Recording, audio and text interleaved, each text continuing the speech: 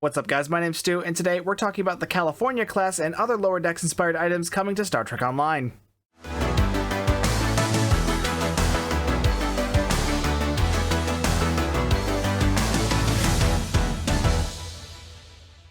That's right folks, the highly anticipated California class from Star Trek Lower Decks is finally making its way into Star Trek Online. The stats for the ship were just announced today, and I have some mixed feelings. Let's get into it. The California class will be coming to the Infinity lockboxes on May 10th for PC. There's no current release date for consoles, but they're usually a month or two behind PC. Additionally, a number of Lower Decks themed items are also being added to the Lobi store. I'm going to go over those first just because they're listed first in the blog. The first item is a universal called Unstable Planetoid Detonation. Its click is basically a big AoE kinetic damage ability. Its passives will buff kinetic damage, maximum hull, and control expertise. Based on the description, this could be a decent console for torpedo builds, but it's hard to say without seeing some actual stats on it.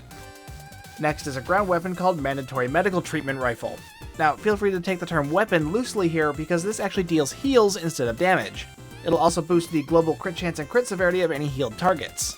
So if you've ever wanted to go full healer for a ground build, this is one way to do it.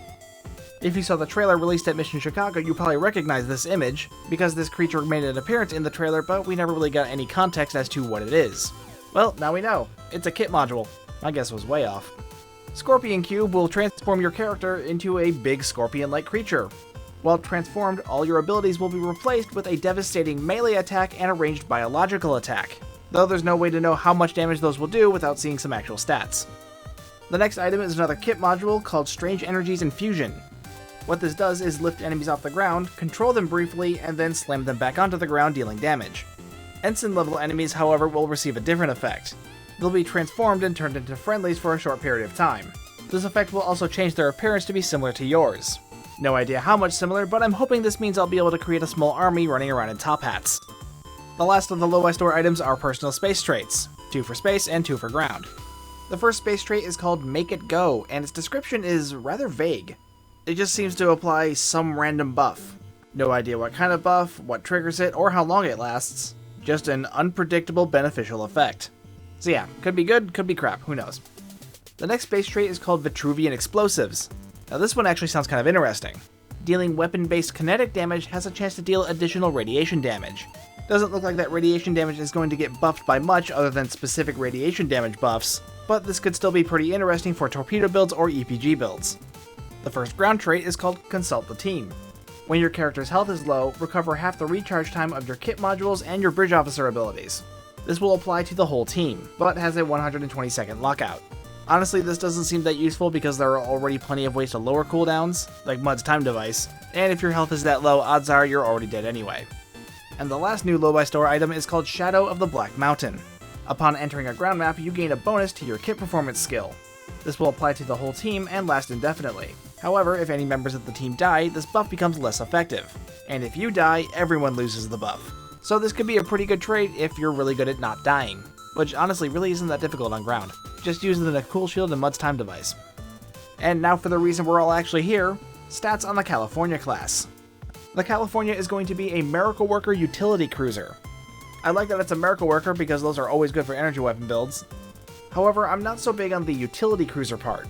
Based on the description, utility cruisers are meant to be a sort of jack-of-all-trades type ship, meaning they'll have an extensive amount of customization to fill a variety of roles. My problem is that frigates already fit that description, so how is this going to be different? Well, let's find out by getting into the stats. It has a hull modifier of 1.25, a shield modifier of 1.2, a 4-4 weapons layout. I can already hear people complaining about this, but relax, it's not that big of a deal because this ship is a Miracle Worker. Just throw a turret in the back and use mixed armament synergy like we did on the Lexington. It's got 4 device slots, which makes sense because it is a cruiser. In the bridge officer seating, it has a Lieutenant Commander Engineering seat, a Commander Engineering / Miracle Worker seat, 1 Ensign Universal, 1 Lieutenant Universal, and 1 Lieutenant Commander Universal / Miracle Worker. I like the abundance of universal seating, but I don't like how much engineering seating this thing has. 1 Commander and 1 Lieutenant Commander, that's a lot of engineering seating. Even with the Commander seat also being a Miracle Worker, that's still a lot of engineering seating. It's also got a lot of Miracle Worker seating too, holy crap. A Commander and a Lieutenant Commander Miracle Worker? I mean, don't get me wrong, Miracle Worker seating is pretty great, but only because of like 2 abilities, narrow sensor bands and mixed armament synergy. No one needs that much Miracle Worker seating. I would rather the secondary seat be literally any other specialization. Actually, scratch that. Take the specialization off that Lieutenant Commander seat entirely, and then take that other Lieutenant Commander seat and make that one universal. So all the non-commander seats would all be universals, which I guess would then just make the ship a frigate, which I would like a lot more. Anyway, in the consoles, 3 tactical, 5 engineering, 3 science, and 1 universal. That's really not bad.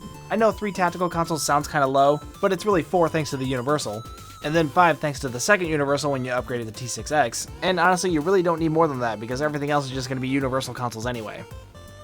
The ship has a base turn rate of 11, impulse modifier of 0.17, and an inertia of 50, so it's going to be reasonably maneuverable for a cruiser. It gets plus 10 to shields, plus 10 to engines, and plus 10 to auxiliary power. It would be nice to trade one of those for weapons power, but honestly we've spent so much effort buffing weapons power, it probably doesn't need it. It'll have all 4 cruiser communication array abilities. That's strategic maneuvering, shield frequency modulation, weapon system synergy, and attract firepower. And we'll have the standard cruiser mastery package, which is nothing but tanking abilities, which really aren't great. The console is called Terraforming Immolation. What it does is create a bunch of clouds around the ship that'll last for 30 seconds. Foes caught within the cloud's effect will have their flight speed and turn rate reduced, and receive physical damage each second, which will increase based on their proximity to the clouds. If a foe is defeated by one of the clouds, they will create a new cloud which will last another 30 seconds. The console comes with passive buffs to power transfer rate and shield regeneration, and will buff your flight speed out of combat. It's an interesting sounding console. It could actually be something useful on an EPG build thanks to that physical damage, and because it deals damage over time to multiple targets at the same time, this could also be a decent tanking console for attracting aggro. The California Starship trait is called Lower Decks Initiative. Each time you activate an Ensign ranked bridge officer ability, you gain a stacking buff that lasts for 2 minutes and can stack up to 10 times. For each stack you get 2% cooldown reduction for your commander level bridge officer abilities and your captain's abilities. This trait is very unimpressive, honestly. It's only going to help the recharge rate of your commander level bridge officer abilities, so it's already inferior to the other bridge officer cooldown reduction methods, like Boimler Effect, Ox to Bat build, or Improved Photonic Officer. The effect on your captain's abilities is kinda nice, but you can already reduce their cooldown with Intel Agent Attaché, so the Starship trait is really kind of redundant. The ship, overall, it's not bad. I mean, it's not great either, but it's not bad. Heck, it's still better than the Parliament. My biggest issue is that they're calling it a jack-of-all-trades ship when there's already a jack-of-all-trades type ship. That's what frigates are, that's why they have so much universal seating.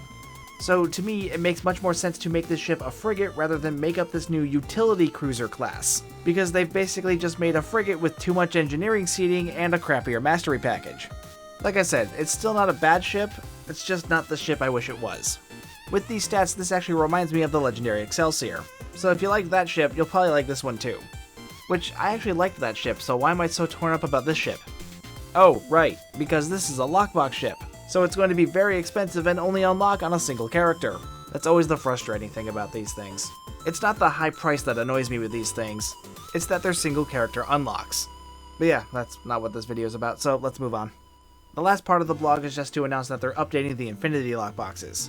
They're finally adding the stuff from the Jat Vash lockboxes, which it's about time. Those things came out like a year and a half ago. Yeah, that's the California class. Like I said, I'm not super thrilled with its seating, but honestly it could be worse.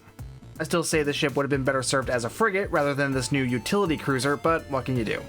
While I'm still not 100% happy about the ship's stats, I do still intend to get it.